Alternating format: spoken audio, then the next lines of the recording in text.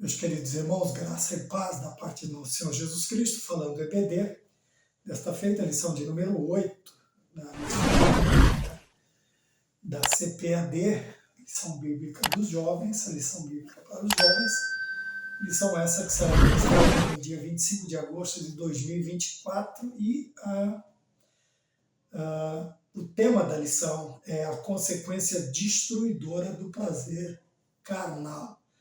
Nós vamos ver as consequências, quer dizer, os resultados, os efeitos de uma vida devotada, entregue somente ao prazer, né? Carnal, seja ele em qualquer área específica, tá bem? Quando nós falamos de consequências, nós estamos falando dos resultados.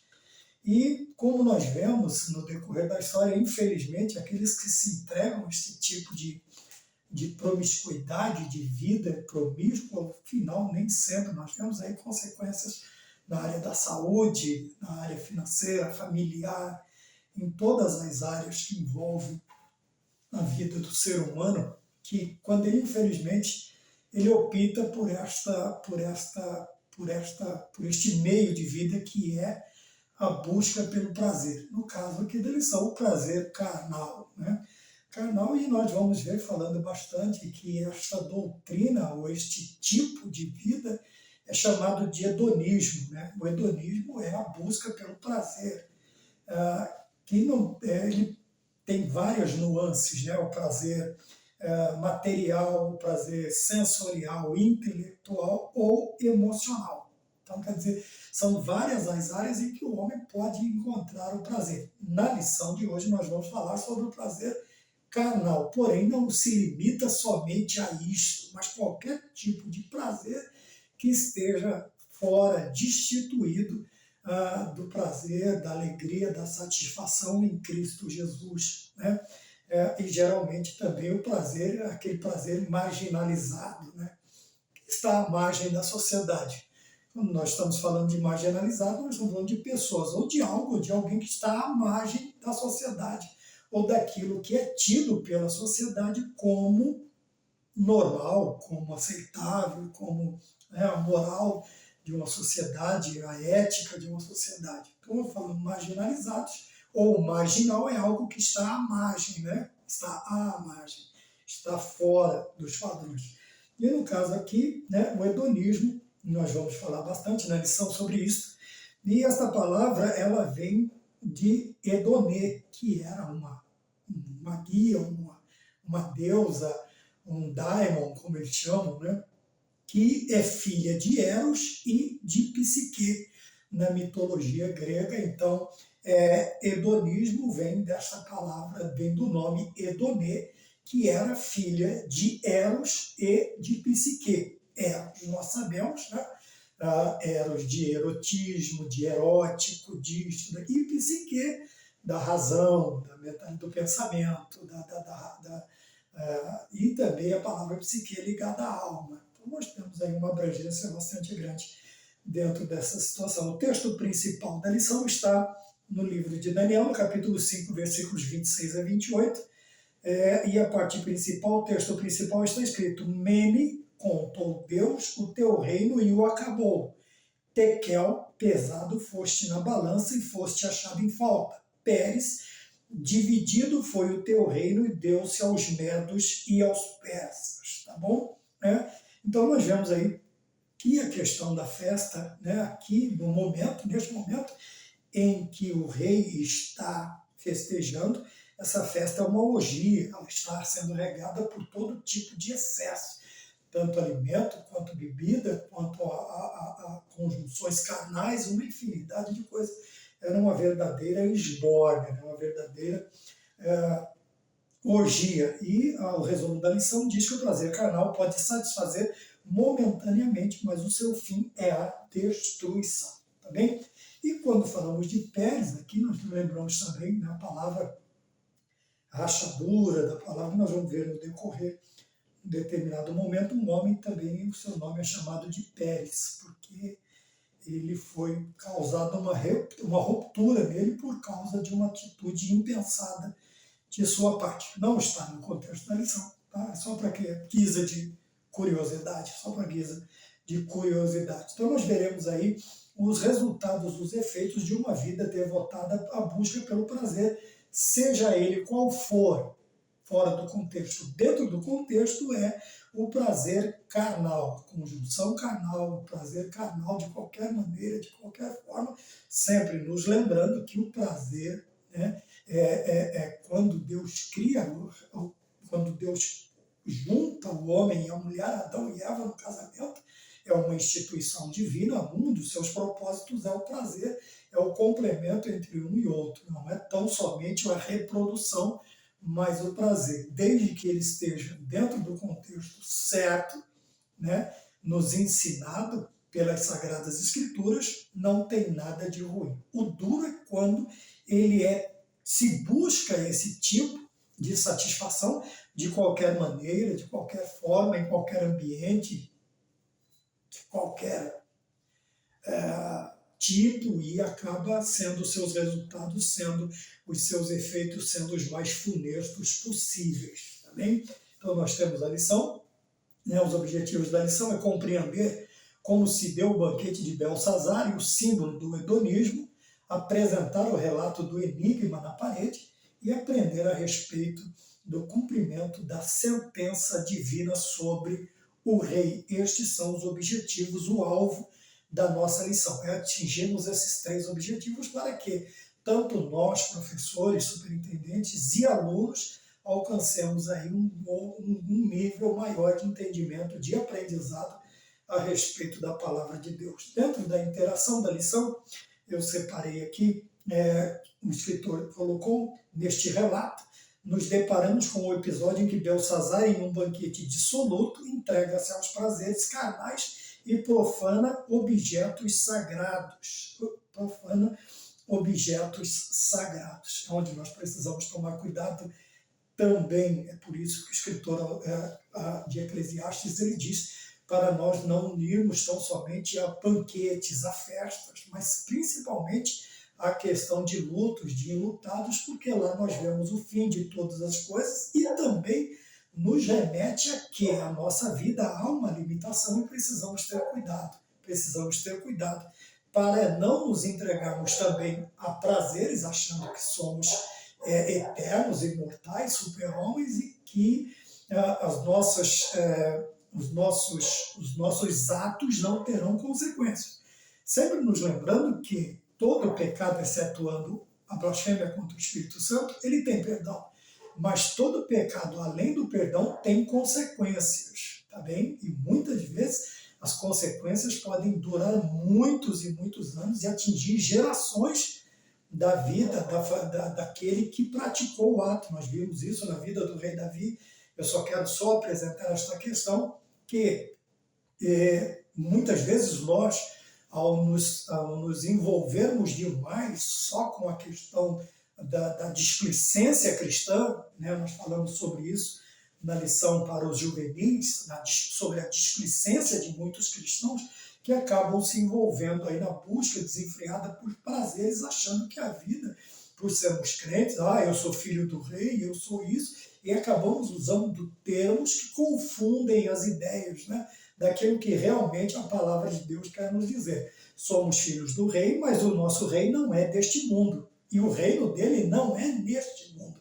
Ele mesmo explicita isto nas suas doutrinas. Servimos a um Deus cujo é rei, e o rei, ele é o reino dele, não é deste mundo. É um reino em outra esfera, em outro mundo. Então nós precisamos tomar cuidado para não confundirmos essa questão aí de que somos filhos do rei e acabamos aí nos entregando a banquetes dissolutos e a prazeres carnais, e infelizmente nós temos visto não poucas vezes a profanação de objetos sagrados, coisas que são separadas, consagradas para serem utilizados únicos, tão somente para Deus e dentro da sua casa, e estão sendo retirados aí para qualquer lugar. É só uma interação para que nós, como cristãos, tenhamos cuidado também, tá bem?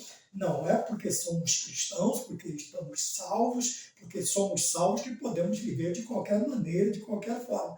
Tá bem? A lição aqui ela não é não é somente para os não cristãos, mas principalmente para nós cristãos, para que nos lembremos que a nossa vida tem que ser diferente neste mundo.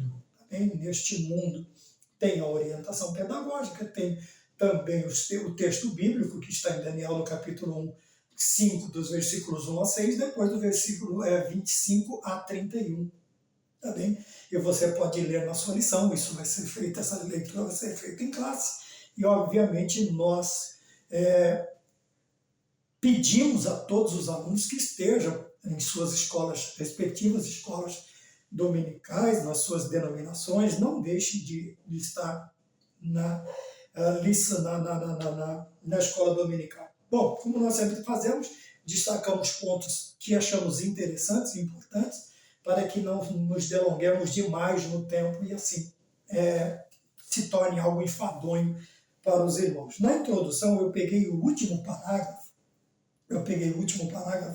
da introdução que diz assim: nesta lição estudaremos sobre o episódio que realça os perigos da busca pelo prazer e as consequências da indiferença para com as coisas santas de Deus. Veja, a busca pelo prazer, mundo, mas a indiferença às coisas santas, isso já está relacionado a nós.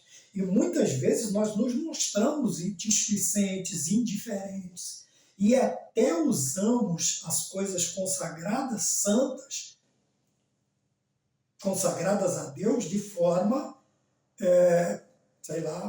sejam instrumentos, sejam utensílios, sejam móveis, dentro da casa, que devem estar, que foram consagrados, comprados ou doados e dedicados único e tão somente para o culto a Deus, e nós estamos vendo muitos disso sendo tirado aí para festas profanas. Mas nós estamos lá tocando hinos, né? Chegaram no salmista e disse: ei, toque alguma coisa da terra de vocês, toquem as harpas aqui junto aos rios da Babilônia. Eles disseram: como nós poderíamos fazer isto? Como? Era como se fosse uma profanação. E alguns usam o pretexto do evangelismo, da divulgação, único e tão somente para apresentar os seus dons nessas festas banais. Porque quando nós fazemos algo relacionado no culto ao ar livre, aí já vai a pessoa que vem, já vem com aquele intuito de ouvir o culto, de prestar um culto.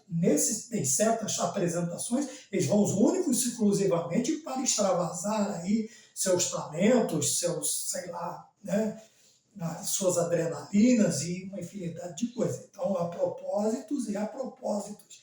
Nós precisamos tomar cuidado. E nessa lição nós estudaremos isto, né? Que na festa de Belsazar, ele, infelizmente, exagerando na sua busca pelo prazer, ele acaba profanando utensílios da casa de Deus, o que ocasiona a sua destruição. Tá bem? Vamos mais adiante. No ponto de número 1, o banquete de Belsazar e o hedonismo é uma festa carnal e irresponsável, como nós vimos, né? E veja, segundo os historiadores, essa festa teria sido realizada como uma forma de demonstração de confiança perante os exércitos de Ciro. Então, tudo tem um propósito. Então, nós vemos que Belsazar, nessa festa, ele não quer impressionar somente, mas ele quer demonstrar uma confiança. Ele não quer somente impressionar os seus convivas, mas demonstrar um grau de confiança na superioridade que ele teria sobre os exércitos de Ciro. E não é isso que vai acontecer. E acaba sendo tão somente uma festa carnal e irresponsável, né? E também no ponto de número 2, né, uma festa com excesso de confiança também, né? Aqui, no caso, foi um excesso de confiança. Nós precisamos tomar cuidado para que no afã, né, de nós buscarmos determinadas coisas, nós não nos excedemos e cometemos irresponsabilidades. E o que nós temos visto muito nos dias de hoje são pessoas cometendo atos irresponsáveis em nome da fé. Em nome da fé. Já falei sobre uma lição que eu tive por causa da atitude de um determinado obreiro, e ele foi chamado a atenção do nosso superior, quando esse superior disse para ele: fulano, não confunda fé com irresponsabilidade. Então nós precisamos tomar cuidado. Tá bem? A fé é sempre responsável, a fé ela é racional, apesar de ser sobrenatural, mas ela é racional, ela é responsável, a fé é comedida, tá bem? Então nós precisamos tomar cuidado para não nos excedermos nesses 3 pontos, principalmente na confiança, e acabarmos cometendo, ao invés de uma festa, que seria espiritual, não passar de carnalidade irresponsável, quer dizer, de pormos os nossos sentimentos para fora e não a nossa espiritualidade. 2, uma festa profana. Como muitos, Belsazar se deixou levar pelos desejos e pela imprudência, deliberadamente demonstrando sua falta de reverência em desafio direto às leis divinas. Por que ela é profana? Veja que ele demonstra, né? Se deixa levar pelos seus sentimentos, acaba sendo imprudente e deliberadamente, quer dizer, ele fez porque ele quis, ele fez de forma pensada. Por quê? Porque ele está convivendo, ele vive neste reino há muitos anos, ele sabe como funciona. Então não foi uma coisa que ele fez sem querer ou sem saber, ele fez porque ele quis. E na sua falta de reverência, o que ele faz? Ele desafia diretamente as leis divinas. E nós, muitas vezes, em nome da fé, uma fé inexistente, mas pelo simples fato da nossa imprudência, dos nossos desejos serem levados aí aos seus últimos termos, vamos dizer assim, e a nossa falta de reverência, nós acabamos, ao invés de demonstrando respeito a Deus, desafiando suas leis. É o que nós sempre colocamos. A questão de você provar a Deus, provar e ver, e fazer prova de mim, como diz, né, uma determinada leitura bastante feita em nosso meio, né, fazer prova de uma coisa é você fazer prova de Deus, outra coisa é você tentar Deus. E Tiago diz que Deus não tenta ninguém e por ninguém é tentado. Então nós precisamos aprender 2 coisas aqui. Primeiro, que uma coisa é você fazer prova de Deus, mas para fazer prova de Deus, o Senhor primeiro diz: sede-me fiel em determinadas coisas. Se você for fiel, aí você faça a prova de mim. Não é só ir fazendo prova de Deus se você é infiel, se você é profano, se você é descrente. Não é assim. Isso não é fazer prova de Deus. É tentar a Deus. E quando tentamos a Deus, infelizmente, nós acabamos sofrendo sanções indesejáveis para a nossa vida. Então precisamos tomar cuidado aqui para que deliberadamente a gente não cometa estes atos de sacrilégio, principalmente nessa questão. Como eu disse, nós temos visto muitos objetos da casa do Senhor, consagrados para o Senhor, sendo usados aí nos locais mais profanos, em lugares em que normalmente são festas atribuídas aí a Baco, que é Dionísio, né? A várias divindades mundanas, e as coisas de Deus ali dentro. Uma coisa é você aproveitar um nicho com N, tá, ao Deus desconhecido e pregar sobre Cristo para os demais ouvintes, e outra coisa é você procurar um lugar que deliberadamente é feito para exaltar a divindades estranhas e você colocar as coisas. Veja, tentaram vencer uma guerra tirando a arca do concerto de dentro do Santo dos Santos. O que aconteceu? Foram derrotados e a arca foi aprisionada. Tentaram colocar a mão no ato de bondade que Pérez, né, quer dizer, rachadura, ele achou que a arca ia cair, ele colocou a mão e acabou ali sofrendo a consequência de tocar um objeto consagrado a Deus de uma forma irreverente. Apesar de sua boa vontade, mas ele estava errado. Então nós precisamos tomar cuidado aí, né, onde nós estamos levando as coisas consagradas a Deus, vamos dizer, as coisas de Deus para esses lugares. Nós precisamos tomar cuidado para não confundirmos as coisas. E aqui o ponto de número 3, ainda se não me engano, nós estamos no ponto de número 1, né, o perigo do hedonismo, onde está o banquete extravagante de Belsazar, simboliza a busca pelo prazer carnal e a indiferença espiritual, tá bem? Então, o que acontece nesses lugares? Não é somente o prazer carnal, como eu disse, estímulos de alta recompensa e alta dopamina, droga, comida, notícias, jogos, compras, sexos, redes sociais, etc. O desafio humano atual não é a escassez, mas o excesso. Veja, o excesso. Antigamente, se pecava por não ter, agora porque se tem ou se usa demais. É onde nós precisamos tomar cuidado com os excessos. E veja que ele coloca aqui uma série de áreas, né? Drogas, sejam elas lícitas ou ilícitas, né? Comida, a glutonaria, as notícias também, né? Elas podem mexer com o nosso sistema, tanto para o bem quanto para o mal, dependendo da notícia. Os jogos, né? Nós temos visto, infelizmente, muitos cristãos, ao invés de ter fé, eles estão fazendo uma fé, e isso não é cristão. O crente, ele tem a fé, ele não faz uma fezinha, ele tem uma fé, ainda que ela seja do tamanho do grão de uma mostarda. Entendeu? Fezinha. Então, veja bem, nós precisamos tomar cuidado, porque muita coisa o hedonismo está trazendo a ideia de que não tem perigo, não tem problema, um pouquinho só não faz mal nenhum, e muitos cristãos estão entrando nessa onda. Então, ele fala de comida, de notícia, de jogos, compras. Tem pessoas que são totalmente viciadas, ela não consegue parar de comprar. Então, está lá devendo no cartão, talão de cheque, especial, empréstimo, e vira aquele balaio de gato. Sexo e redes sociais, né? Esse que, infelizmente, nós vemos até nos cultos, as pessoas não conseguem cultuar a Deus sem estar mexendo no celular na hora do culto. E isso eu não estou falando de mundanos, eu estou falando de cristãos. E até no púlpito, obreiros, que está o culto, nós estamos cultuando a Deus, a igreja está cultuando a Deus, e o obreiro está no púlpito mexendo no celular, vendo rede social, sei lá, mandando mensagem, que bexiga que ele está fazendo. Eu não sei o que é. Ele deveria estar com a Bíblia, ou pelo menos, se está com um aparelho aqui, está a revista dominical, é da escola, que tem Bíblia, tem harpa, tem livros, tem de tudo. Mas não rede social na hora do culto. Então precisamos tomar cuidado com o hedonismo cristão, tá bem? Para não nos envolvermos demais na busca pelo prazer e confundirmos os horários. Né? Existem locais e horários para tudo. Tá bom? Então a hora do culto é a hora do culto. Não há espaço para mais nada a não ser cultuar a Deus.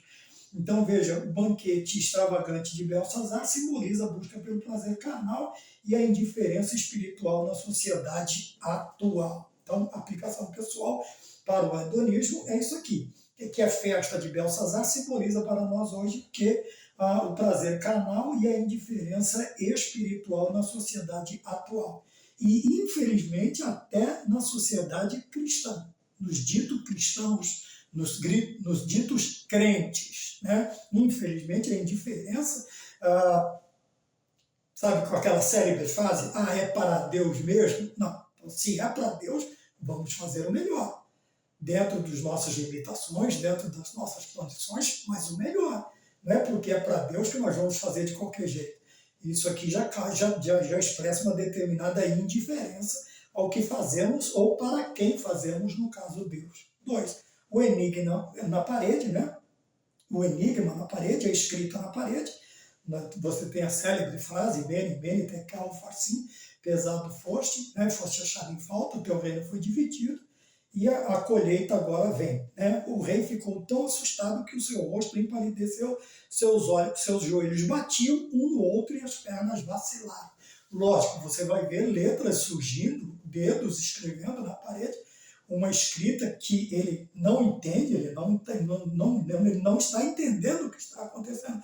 Apesar do torpor, por causa do álcool, mas nesse momento eu acredito que todo o álcool evaporou da corrente sanguínea de Belsazar e agora ele entra num estado de medo, de paura, de pavor, e ele precisa saber. Né? O enigma ninguém consegue, como não conseguiram dos seus antepassados, a questão da estátua do Nabucodonosor, a árvore, agora também esses mesmos sábios que rodeiam Belsazar, né? Eles também não conseguirão. Veja, porém, apesar dos esforços, nenhum deles foi capaz de interpretar a escrita misteriosa na parede. Isto deixou o rei ainda mais angustiado, e aterrorizado, pois ele sabia que o evento incomum tinha o quê? Um significado profundo e possivelmente uma mensagem divina. Não sabia de quem, de qual Deus, mas ele sabia que era algo sobrenatural.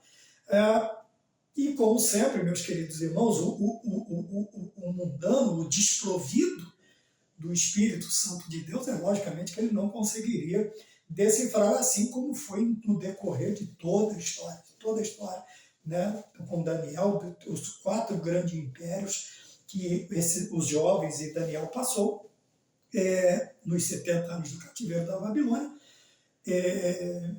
Nós vamos ver que todos eles há algo sobrenatural que aqueles que são os chamados sábios, videntes, isto e aquilo, eles simplesmente não conseguem, eles ficam perdidos. Porém, o tópico de número 3, o subtópico de número 3, do tópico 2, está escrito assim: Daniel é chamado. Olha aqui.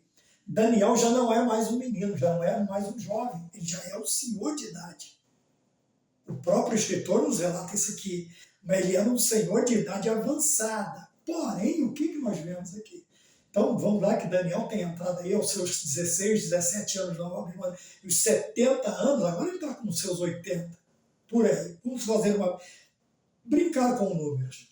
70 a 80 anos. Ele não sai da Babilônia, ele não sai do cativeiro com vida, ele fica ali. E nesse período aqui ele não é mais um moço, mas é um senhor de idade avançada, porém o seu testemunho continua vivo dos primeiros dias. Olha que coisa interessante. Alguém se lembra de Daniel. Alguém, no caso aqui, vai ser logicamente a esposa do rei. Ela vai se lembrar dele e vai fazer o quê? E vai mandar chamá-lo. Olha que coisa interessante. O impressionante aqui é que em todo o tempo Daniel não se corrompeu, não se deixou ser corrompido. Não foi só aquele dia na mesa lá quando ele chegou, no primeiro amor arrebentando na Babilônia. Não, ele continua fiel a Deus. Eles continuam fiéis a Deus, Tanto é que os 3 jovens não são citados aqui, mas todos aqueles que vieram dentro deste padrão, eles continuam mantendo este padrão de fidelidade, de santidade, E vejamos aqui agora um senhor amadurecido, mas amadurecido o quê? Na presença de Deus. Ele foi adquirindo experiências a tal ponto de que a sua juventude de fidelidade ao Senhor tem consequências para a vida toda. Então veja, agora nos seus, vamos colocar aí 80, brincando, 80 anos, mais ou menos, o que acontece? Alguém se lembra, lembra daquele jovem que trabalhou com Nabucodonosor, que trabalhou com fulano, com ciclano, agora com você, vai trabalhar com Ciro? Então, vejam bem, alguém se lembra. Então, aqui nos ensina que uma vida, uma juventude de santidade, de perseverança, de fidelidade a Deus tem consequências para a vida toda. Para a vida toda. O homem agora, o senhor aqui, já um senhor de idade, porém ainda é lembrado pelos seus grandes feitos na presença de Deus. Ele não é lembrado porque ele foi corrompido, porque ele foi comprado, porque ele se vendeu, ou porque ele aceitou isto ou aquilo. Não, ele é lembrado por causa da sua fidelidade a Deus. E dentro desta fidelidade, o Senhor continuou fiel a Daniel, fazendo o quê? Revelando, mostrando e colocando na vida de Daniel a sua presença, a sua soberania, e com isto o seu nome sendo glorificado no meio de todas estas grandes 4 nações que nós vamos ver na história de Daniel. Tá bem? Então precisamos lembrar disso, que uma vida de fidelidade, seja na infância, na juventude, na meia-idade, vai nos dar o quê? Uma vida longa, de consequências boas, de consequências sadias na presença de Deus. Então somente precisamos continuar cultivando esta vida de fidelidade. Tá bem? Daniel, desde a sua juventude, ele se mantém fiel a Deus. 3, a sentença divina, a última parte, nós vamos ver aqui. Primeiro, a conduta de Daniel, o servo de Deus não havia perdido sua identidade, inclusive para os outros. Já falei na outra aula, do juvenismo, vou falar de o que é identidade. São características que nos demonstram, que nos identificam, são características que mostram quem nós somos. E Daniel não perde a sua identidade. Aquilo que chamava a atenção dos primeiros monarcas continua chamando a atenção agora na sua idade avançada. A sua identidade, ele não perde a sua identidade, ele continua com as mesmas características do grande Daniel, do profeta de Deus, do grande homem de Deus, do homem muito amado Né? Quando o arcanjo vem falar com ele, diz: não temas, Daniel, homem muito amado, porque desde o primeiro dia, quer dizer, lá na sua juventude, desde os primeiros dias que você propôs no seu coração buscar e conhecer a Deus, né, são ouvidas as tuas palavras, e eu vim por causa das tuas palavras. Então, o interessante aqui é que a conduta de Daniel, ela é a mesma, ele não perde a sua identidade, ele não perde as suas características de um profeta, de homem de Deus, de um estadista de Deus, de tudo, mas tudo que ele faz, todas as qualidades da vida de Daniel estão atreladas à pessoa de Deus. A pessoa de Deus, a vontade de Deus, a soberania de Deus, é por isso que ele consegue se sobrepor, tá bom? Era uma forma de dizer que a sua presença ali, veja bem, e a sua interpretação do sonho não se devia a qualquer benefício material que pudesse receber. O que é isto? Obviamente que Belsazar, ele simplesmente oferece presentes, que é comum no desespero. Eu te dou o que você quiser. Veja, no torpor também lá da bebida, o que Herodes promete a Salomé? O que você quiser, nem que seja metade do meu reino. Ela astutamente vai falar com Herodias fala: pede a cabeça de João Batista na bandeja de prata. Veja o perigo de determinadas promessas, palavras, quando não estamos num juízo perfeito, quando não estamos numa condição. E espiritualmente, a Bíblia fala para nós evitarmos a embriaguez, não só espiritualmente, mas figuradamente quer dizer que quando a Bíblia fala de embriaguez, ela está falando da falta de juízo, de bom senso, de tomar cuidado na hora de falar, de agir, de prometer, quando você não está no seu juízo perfeito. Quando o menino volta para a casa do pai, o filho esbanjador, o filho pródigo, o que ele diz? E caindo em si, quer dizer que quando ele saiu, ele está fora do seu juízo perfeito. Ele não está pensando direito. Então nós precisamos tomar cuidado com isto também. E Daniel simplesmente recusa, como sempre recusou. Todas as vezes lhe foram oferecido alguma coisa, e todas as vezes ele recusou. Por quê? Porque ele queria deixar a marca indelével de que a sua presença ali não estava atrelada a bens materiais, a benefícios materiais ou qualquer coisa que ele pudesse receber. Ele queria deixar lá marcado no coração de todo mundo que ele era incorruptível. Ele era incorruptível, mas era importante a presença dele ali porque Deus estava agindo ali dentro através dele. E é essa marca que nós devemos deixar, sabe? Não é demonstrar que temos interesse ou qualquer coisa além daquilo. O nosso interesse no lugar, ou em determinada situação, ou em determinadas posições, é glorificar a Deus e exaltar o seu santo nome. É demonstrar que estamos ali porque Deus está nos usando como ferramentas para o prosseguimento, para o bom andamento dos seus planos, da sua obra e também do plano salvífico em Cristo Jesus. Nós continuamos construindo a história da igreja. Então, além disso, mesmo diante do rei e podendo ser morto, o profeta não suaviza sua mensagem. Era o mesmo Daniel que havia advertido Nabucodonosor lá na frente.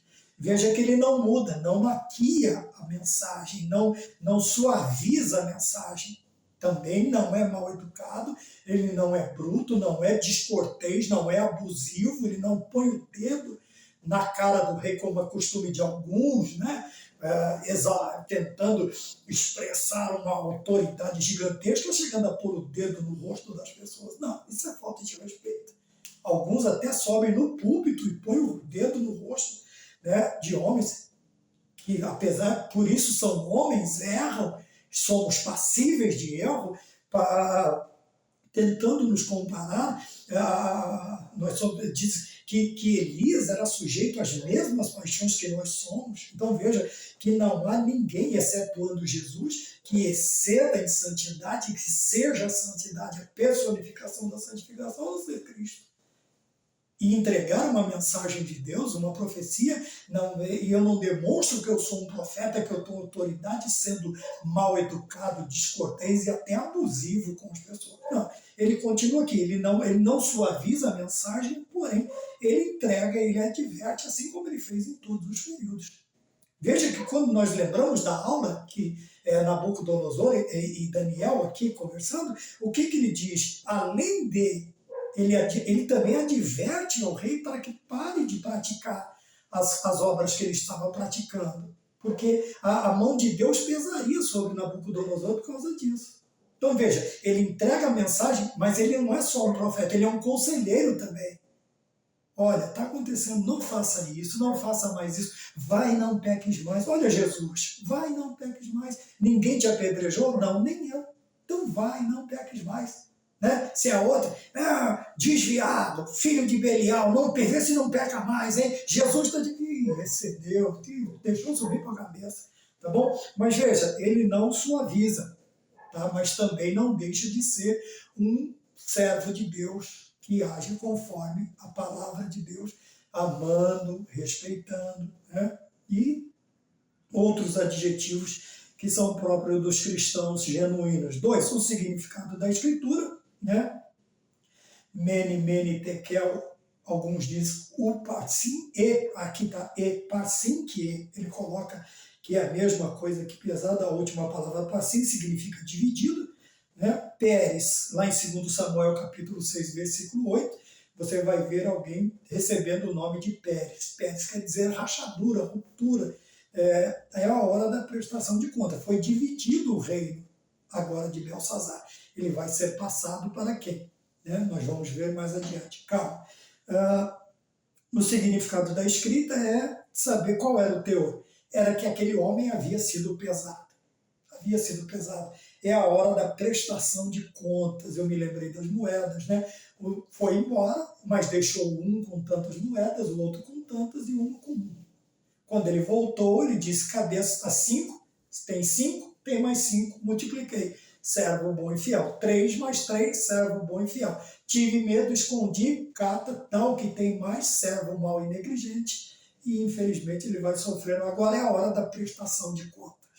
E nós precisamos nos lembrar que esta prestação de contas chega tanto para crentes quanto para não crentes. Nós devemos prestar contas no final de tudo que Deus nos deu, tanto nós quanto eles. E nós precisamos tomar cuidado com isto, tá bom? 3 e último, o juízo concretizado, quer dizer, naquela mesma noite, o rei, ele é morto, né?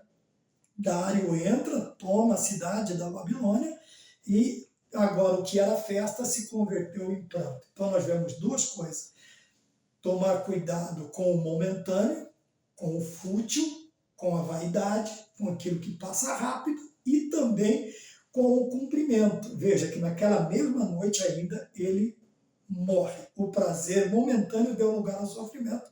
Belsazar morreu e nem se arrependeu de seus pecados. Agora ele é dividido para os medos e persas. Né? Os medos e persas, o reino agora é dividido entre eles. E agora eles passam a reinar no Império da Babilônia. Mais uma vez, Deus mais uma vez demonstra sua soberania sobre os reis da terra e a consequência destruidora do prazer carnal. Então nós precisamos tomar cuidado. Hoje é muito usada a palavra concupiscência, que é a cobiça natural do homem pelos bens, sejam eles materiais,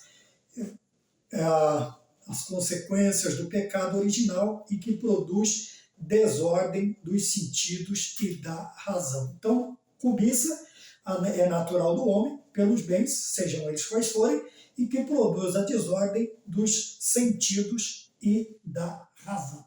Então, precisamos tomar cuidado com a questão da concupiscência, que nós podemos ligar também ao hedonismo. A concupiscência é o desejo, é a busca pelos nossos prazeres, é o descontrole naquilo que nós queremos ou do que nós queremos, seja em qual área for, aqui no caso o prazer. Tá bom? Que Deus nos abençoe, que Deus nos guarde, nos livre e que nós possamos estar cientes de tudo isto. Que as consequências, o perdão vem, mas que as consequências também são inevitáveis. Então, o melhor é procurar não pecar. No caso aqui, o pecado carnal, no contexto da lição, no nosso caso, em qualquer sentido. Que Deus nos abençoe, nos guarde e até a próxima aula, se assim Deus nos permitir.